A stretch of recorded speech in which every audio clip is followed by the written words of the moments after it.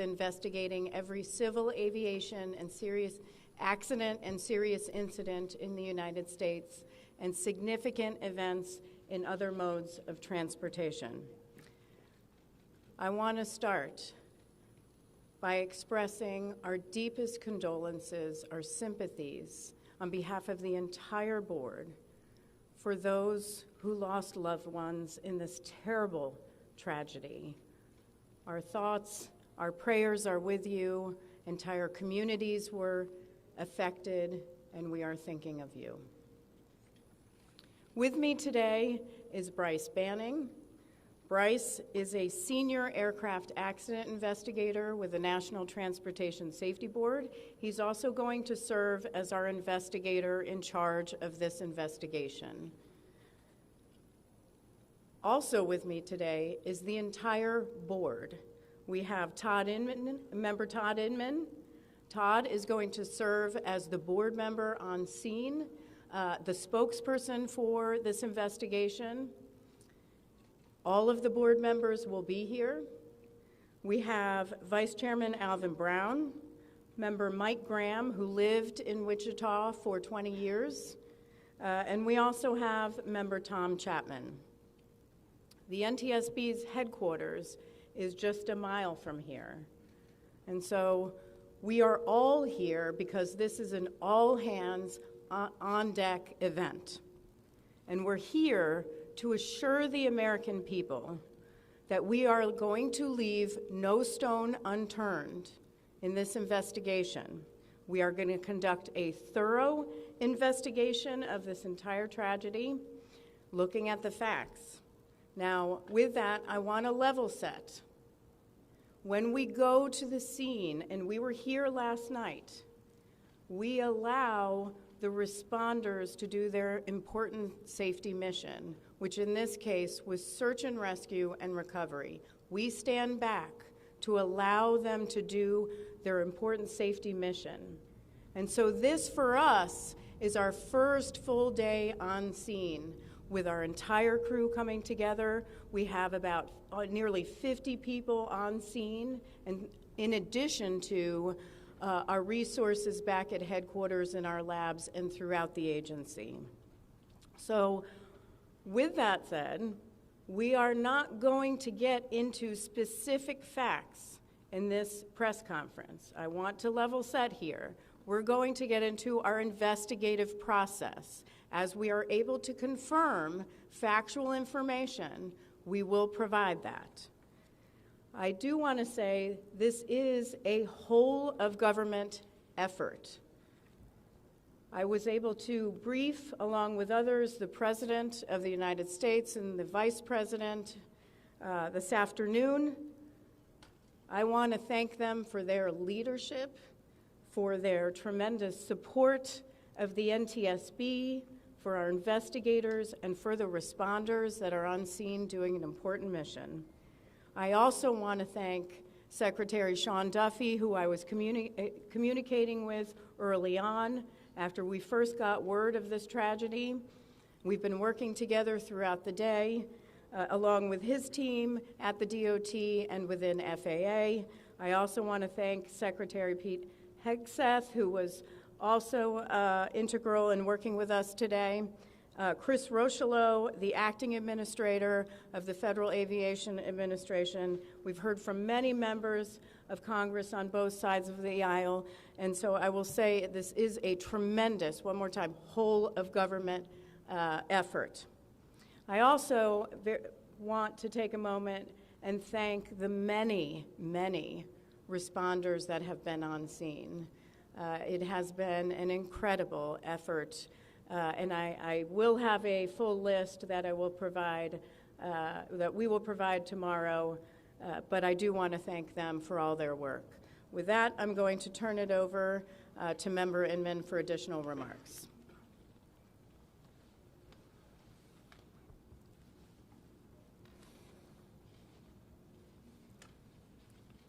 So today is our first full day on scene.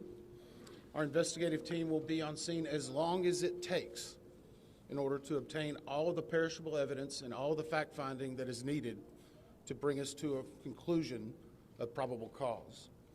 Our mission is to understand not just what happened, but why it happened, and to recommend changes to prevent it from happening again. Since we're just beginning our investigation, we don't have a great deal of information to share right now. We will keep you informed by giving regular updates as we learn more. Our intention is to have a preliminary report within 30 days, and the final report will be issued once we've completed all of our fact-finding and investigation. Now, we will not be determining the probable cause of the accident while we are here on scene, nor will we speculate about what may have caused this accident. Today, we will be going and having an organizational meeting and establishing our parties to our investigation. We currently have the following parties that are already identified: PSA Airlines, GE Aerospace, Sikorsky, FAA, NACTA, which represents the air traffic controllers, ALPA, which represents the pilots, Army, AFA, which represents the flight attendants. The Transportation Safety Board of Canada will be an accredited representative under Annex 13 of ICAO. They will be supplemented by MHIRG as a technical advisor. They were previously known as Bombardier. The NTSB offers this party status to those companies, government agencies, and associations that have employees, activities, or equipment involved in the accident. We offer that because they will provide technical expertise and relevant information supporting the development of the best possible factual record. Once they join this investigation, they are not permitted to release documents or talk publicly about the investigation without the consent of the NTSB. So I want to stress this. It is only the NTSB that will provide information related to this investigation, with one exception. Regarding the fatalities that occurred, that notification will be handled by the DC medical examiner. We will not be discussing fatalities or names. That will be handled by them as the proper authority. So we want to talk a little bit about our process. We will analyze the facts and determine the probable cause of the accident, and then issue a report of those determinations. I also want to talk a little bit about some additional people that are here with us, and they're very important to us, and that is our family assistance group. Later today, we will be briefing the families. We normally try to do this before a media event, but in this case, they're still arriving. Our family assistance specialists are already working closely with local officials and others to help assist them in their efforts to support everyone that's affected by this accident. And let me just reiterate what the chair said. A loss of life in an aviation accident is very unusual in the United States, and our heartfelt sorrow goes out to everyone that's affected. It affects us, it affects everyone around us. There are a lot of people hurting today. We will help find out what happened. We will do it factually, and we will do it accurately. As part of this, we are going to be standing up some specific working groups. Those working groups will be operations. They will be looking at the history of the accident flight and crew members' duties for as many days before the crash as appears relevant. We will be forming a structures group, which will be the documentation of the airframe wreckage and the accident scene, including calculation of impact angles to help determine the plane's pre-impact course and altitude. We'll have a power plants group. They will do the examination of the engines and the engine accessories. We'll have a systems group. They will study the components of the plane's hydraulic, electrical, pneumatic, and associated systems, together with the instruments and elements of the flight control system. We'll have an air traffic control group.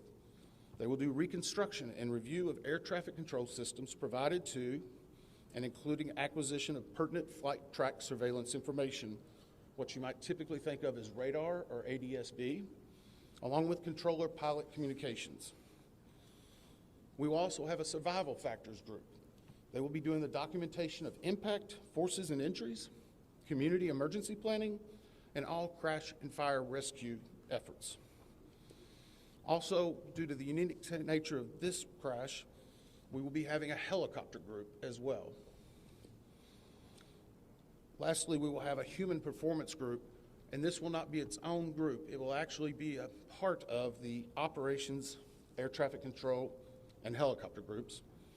They will study the crew performance and all before the accident factors that might be involved in human error, including fatigue, medication, medical histories, training, workload, equipment design, and work environment. Now we're going to take a few questions, but I will again stress, we don't have a lot of information now. We will continue to gather that. We will try to release it as we can, but we will only talk about the facts of the case that we know right now. I'm going to ask, we'll call on a few people. I'm going to ask that you state your name and affiliation. James Matthews from Sky News. So we've heard from President Trump today talking about DEI hiring policies within the FAA and associating that with the cause of this accident. What do you say to that? Well, unfortunately, I didn't hear the remarks. I was briefing House and Senate members, but I believe, Chair, would you like to take that? As part of any investigation, we look at the human, the machine, and the environment. So we will look at all the humans that were involved in this accident. Again, we will look at the aircraft, we will look at the helicopter, we will look at the environment in which they were operating in. That is standard in any part of our investigation. I'll turn it back. Chair, can I ask you, has the flight data recorder been recovered yet? And what is the difficulty in a water disaster like this, which presents a very difficult environment for your investigators and the people out on the water?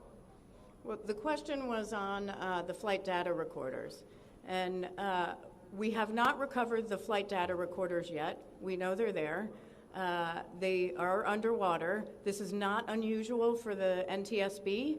We have many times recovered flight data recorders in water. We have our lab right here that is about a mile from the NTSB, so it's not unusual. And once we get those, we'll be able to get those read and information from them to be able to provide further information to you.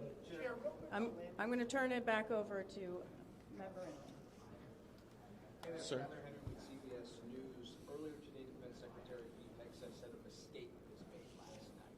Based off of you all's initial investigations and preliminary findings, have you all been able to tell whether this was human error or mechanical failure? The question was, has there been human error or mechanical failure? We don't know what we know just yet. We do not know enough facts to be able to rule in or out human factor, mechanical factors. That is part of the NTSB investigative process and where all of these groups will come together. It's one of the reasons why the NTSB is known as the gold standard. We will take the time that's necessary, but I'd also like to reiterate, if we find something that is a significant issue that warrants immediate action, we will not hesitate to make those recommendations and make them public. We have a good track record on that, and we want to continue doing so. Sir. Hello, Sir. Tom Costello with NBC News. Does it hurt your investigative process, maybe for the chairman, does it hurt your investigative process to have the president already suggesting possible causes here as you try to keep an open mind and begin this investigation? Tom, with all due respect, I think the press also likes to state what probable cause is before we get to the probable cause. So what I'm going to say is you need to give us time. You need to give NTS, it's not that we don't have information. We do have information. We have data. We have substantial amounts of information. We need to verify information. We need to take our time to make sure it is accurate. That's best for you. That's important for the families. It's important for legislators who are seeking answers to try to figure out what they're going to do about this. And so it will take time. We do have a lot of information, but we need some time to verify that. Yeah, Member Chase Williams with Fox Business. I'm wondering about the conditions in the tower last night. Were there any performance issues in the past with any of these controllers or anything of that? Question is about controllers. As I said, we're just now forming the groups. The controllers do have union representation, which they are entitled to. They'll be working with our party system and our party groups. They'll be conducting interviews. Those interviews will need to be analyzed, transcribed, and other team members will need to look over it. It'll be a long process, but we will go through the entire history.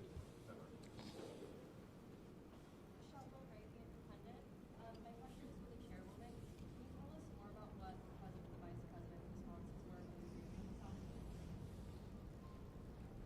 Sure. So the question was about my briefing for the president and the vice president.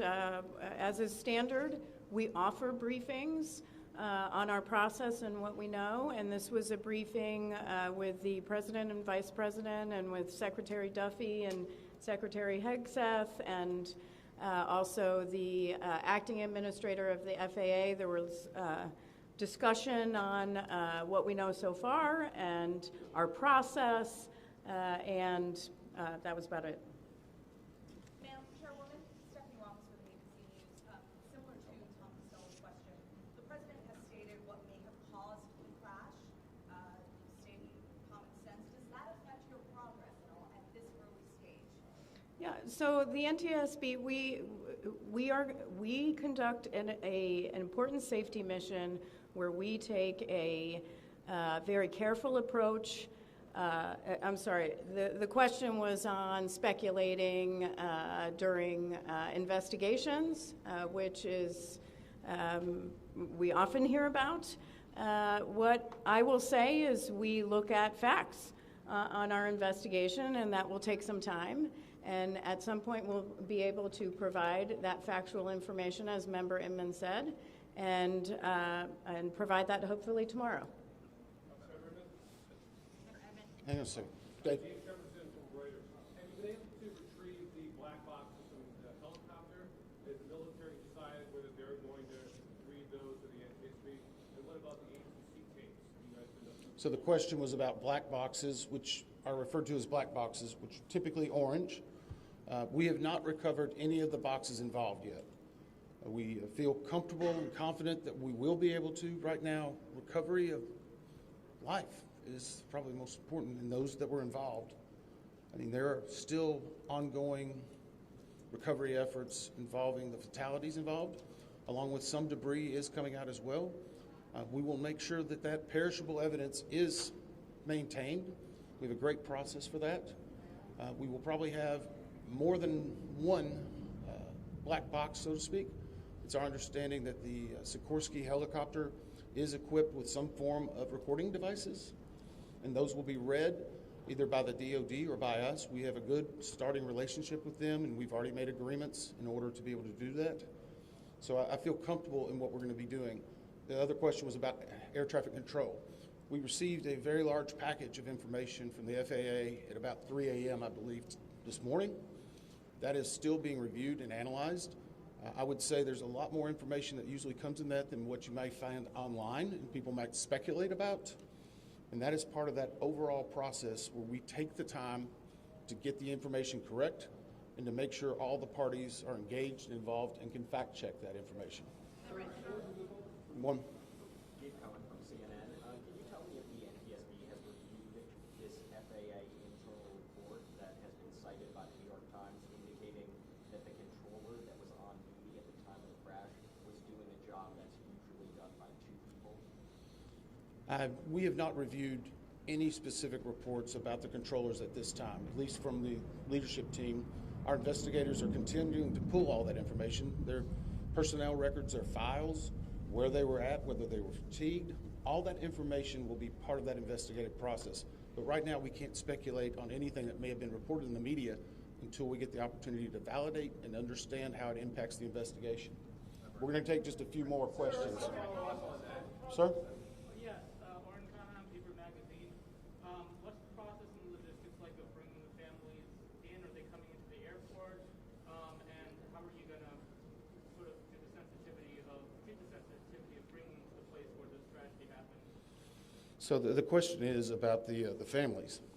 And many of those families are still en route. Some are still being notified from both the military and from the commercial crash. There is a family assistance facility that's being stood up by American and PSA Airlines in Bethesda, Maryland. They've already been working on that, standing it up. Our team from our disaster assistance team has also been coordinating with them. We plan on briefing them. It is customary that at some point, if the families wish to go to part of the accident site, that we would arrange such a thing, but it will only be when we know that it's safe, we have the correct perishable evidence, and we can do it in the proper modesty that should be for those family members. It will be a little bit of a process, but it will take some time. Sir, to follow up on the air traffic control. No, sir, or you? I know that Marielle Carville with DC News now.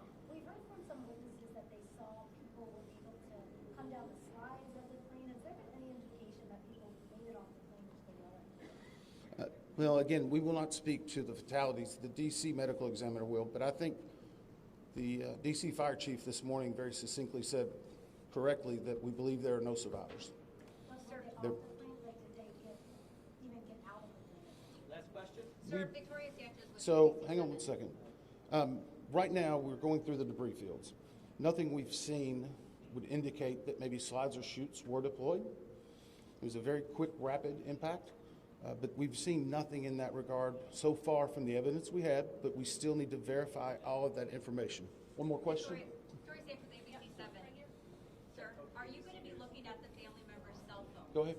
Jeff Cook, ABC News. What do you feel about the altitude of the helicopter at the moment of impact? And can you talk about the procedure for such helicopters in that area? The question was about the helicopter procedures. And in D.C., it's kind of a unique environment. We've been getting briefed more and more by the FAA. I'm not an air traffic control specialist, but they're actually helicopter zones, if you will, or tracks. And this one was transiting, I believe, from track 1 to 4 as part of their normal procedure. If you live in D.C., you see a lot of helicopters going down into this area. So there's a very well-defined system in that regard. As far as altitude, until we get the additional information, we can't validate or basically corroborate any of that until we get more of the electronic data and the data that's on the plane. I do want to clarify one question that also came about cell phones. You know, in today's age and time, a lot of electronics and other devices do contain a lot of different information. We've found on a number of our accidents that we actually are notified through a smartphone that may sense that. As part of our process, we will obviously treat all of the effects of the deceased with dignity. We are already starting to pull that information together. If we feel that it's necessary to find or pull some of that information, we will work with the families and make sure we do it in a manner that's respectful for them and their privacy. But right now, we don't have any plans specifically on that amount, on that area until we need to. Thank you very much. Thank you very much.